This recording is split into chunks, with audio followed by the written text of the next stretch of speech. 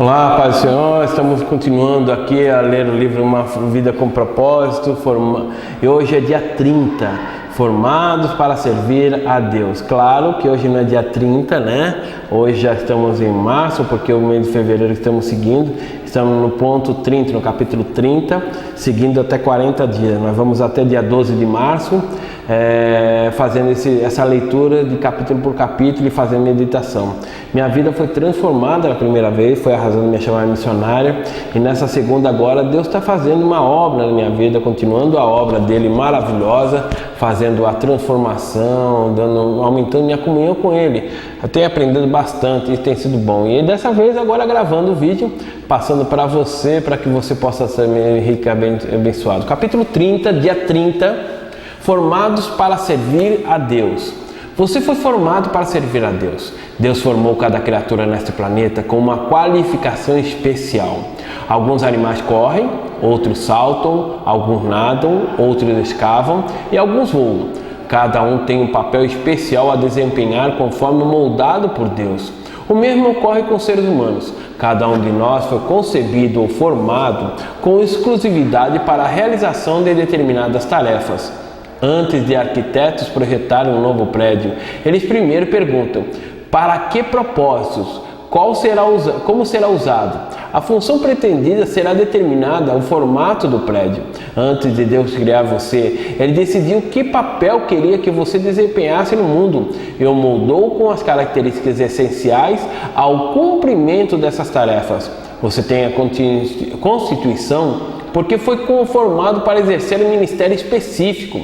A Bíblia diz que somos criação de Deus realizada em Cristo Jesus para fazermos boas obras. Efésios capítulo 2, verso 10.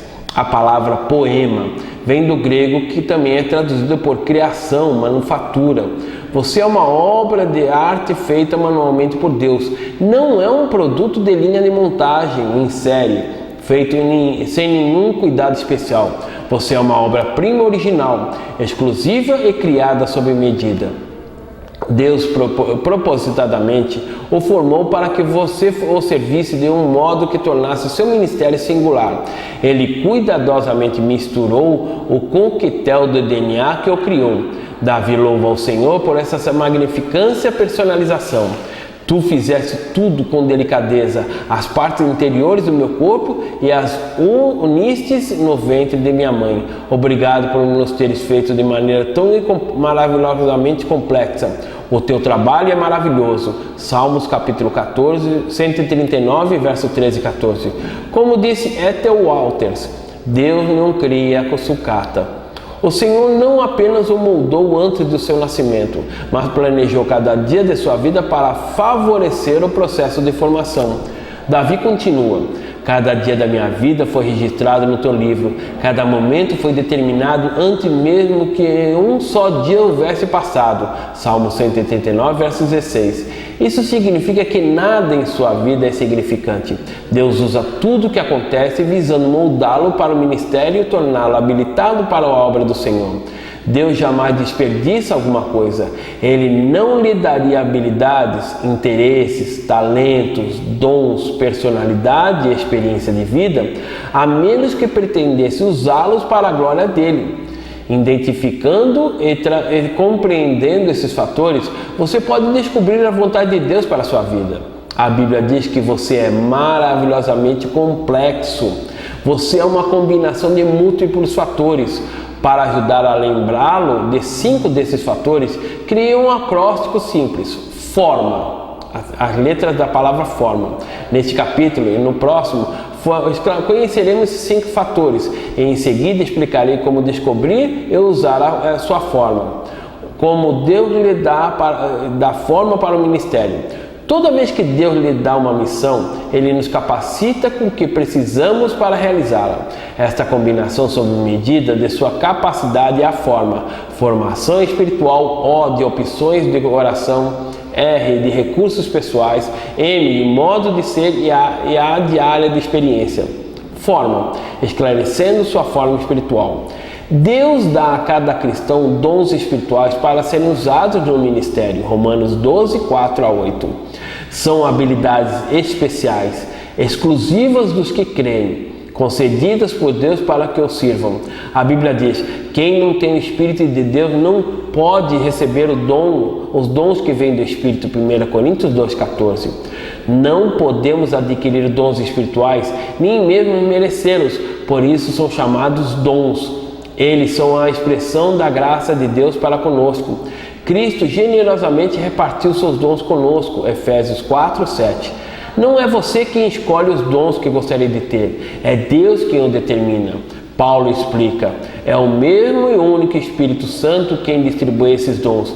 Ele sozinho decide que dom cada pessoa deve receber. 1 Coríntios capítulo 12, verso 11. Deus aprecia a diversidade e deseja que sejamos especiais. Por isso, não há dom que seja concedido a todos. 1 Coríntios 12, 29-30. E ninguém recebe todos os dons. Se você possui todos os dons, não teria necessidade de mais ninguém. E isso destruiria um dos propósitos de Deus: ensinar-nos a amar uns aos outros e a depender uns dos outros.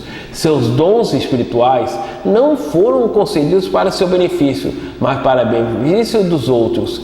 Exatamente como outros cristãos receberam dons para beneficiar você. A Bíblia diz: um dom espiritual é dado a cada um de nós como meio de ajudar-nos toda a igreja. 1 Coríntios capítulo 12, verso 7.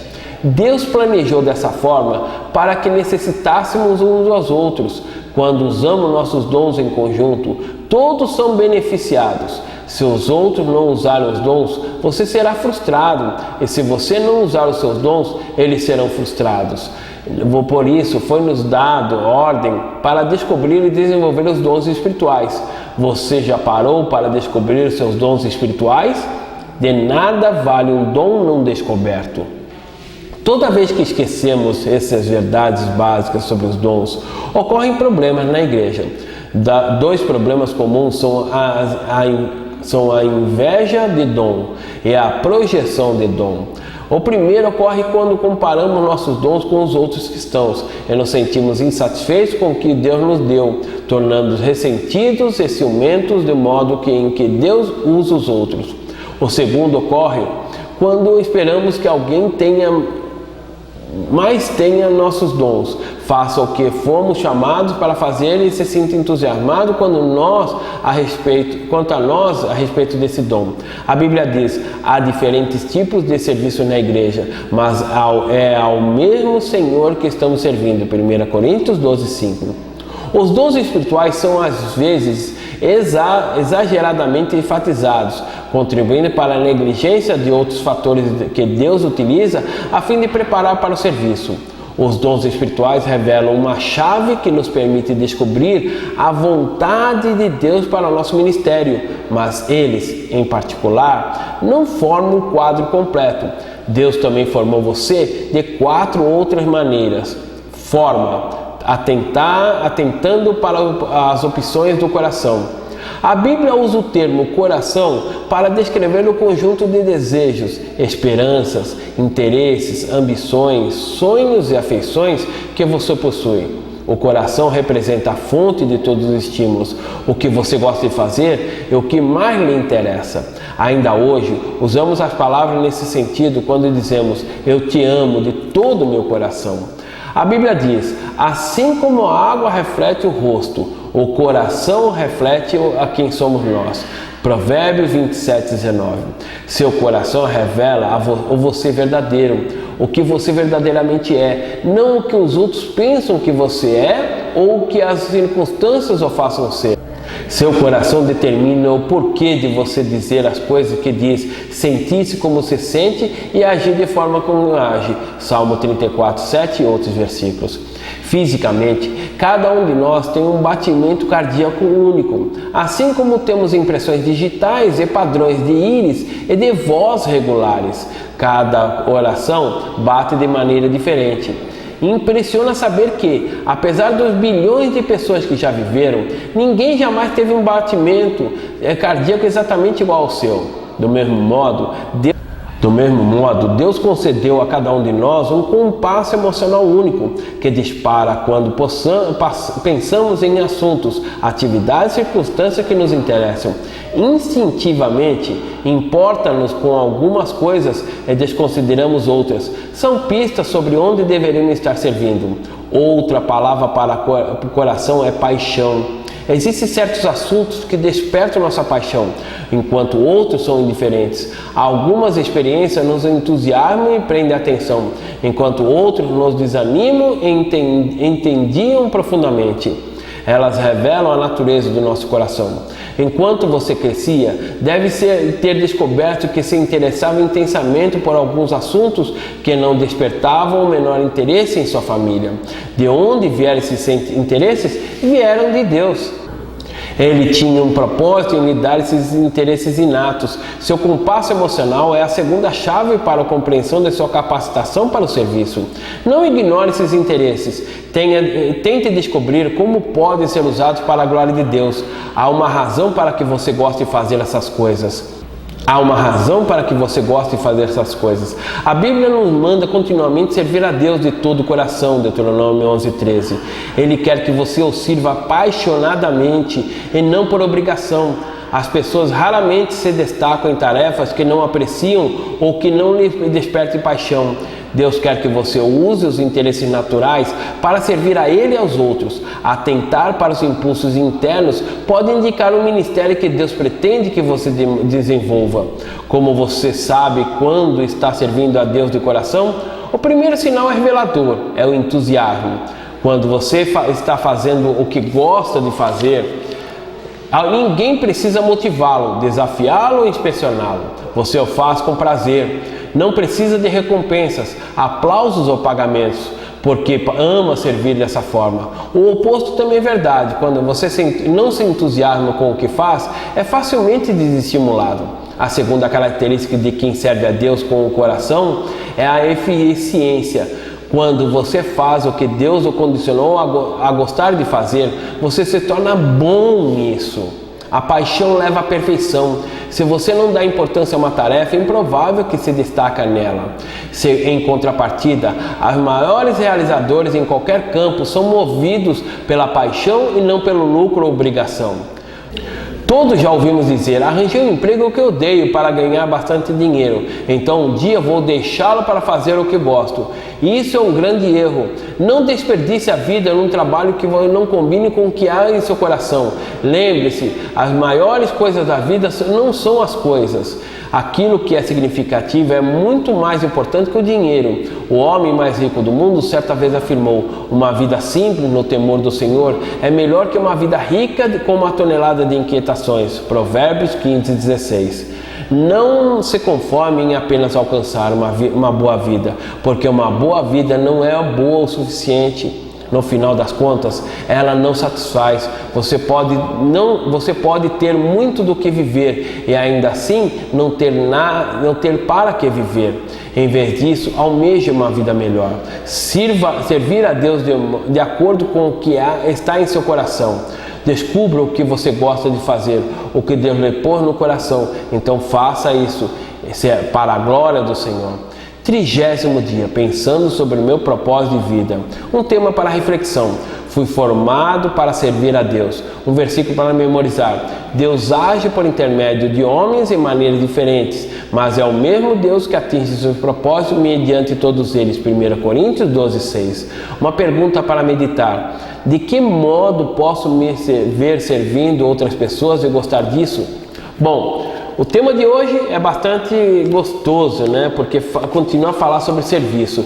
Nós somos formados para servir a Deus e no momento que fomos formados para servir a Deus, servimos aos outros. Então, quando você tem um chamado, você faz alguma coisa no qual se agrada na obra do Senhor ou mesmo na sociedade, você está fazendo aquilo que Deus destinou você. Não tente pensar que vou fazer isso por uma condição.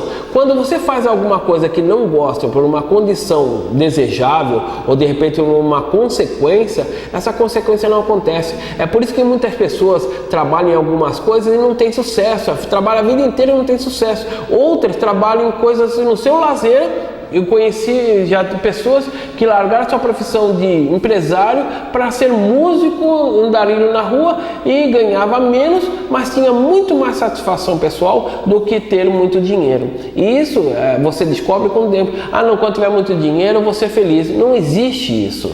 O dinheiro automaticamente traz preocupações e traz responsabilidades. E Deus quer mais que você se complete nisso. E na obra de Deus, quando você se completa naquilo que Deus te capacita você a fazer, você vai fazer melhor e mais alegre, vai ser mais feliz. Como eu tenho a capacidade de fazer gravações e passar essas mensagens para você. Eu faço isso com alegria e Deus me dá condições e prepara tudo para que possa ser feito. Isso é uma maneira e objetivo para que possamos cumprir a nossa vontade e nosso objetivo em Deus. E eu quero deixar para você esse pensamento de hoje. De que modo posso me ver servindo outras pessoas e gostando disso? Pense nisso. Não passe para o próximo capítulo sem meditar. Aí no blog tem a mensagem, tem tudo escrito, o capítulo inteiro, para que você possa reler e meditar na mensagem. Então, fique no dia de hoje meditando no dia 30, tá ok? No capítulo 30. Que Deus te abençoe até o dia de amanhã, no dia 31. Deus te abençoe, a paz do Senhor.